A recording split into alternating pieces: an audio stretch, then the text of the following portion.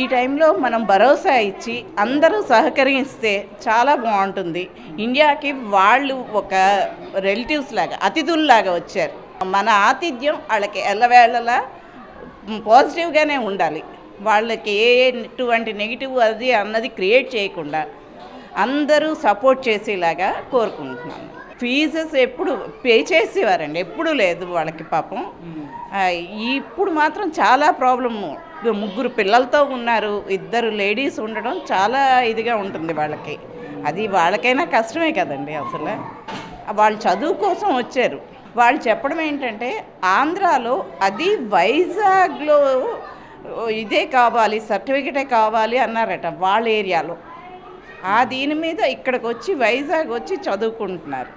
వాళ్ళ ఏరియాలో ఇరాన్లోనే వైజాగ్కి అంత ఇది ఉంది అంటే మనకి ఎంత గొప్పతనం అది.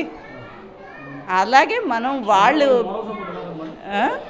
మోరల్ సపోర్ట్ ఇస్తున్నామండి. మోరల్ సపోర్ట్ ఎప్పుడూ ఉంటుంది నా వైపు నుంచి. అయితే నాకు వీలైనంత మటుకు మేమందరూ జేసీఐలో ఉన్నాను. జేసీఐ వైజాగ్ స్మార్ట్ మెంబర్ని నేను.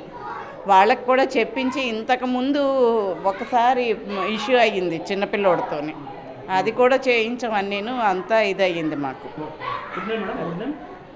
నా పేరు అనుపమ అండి.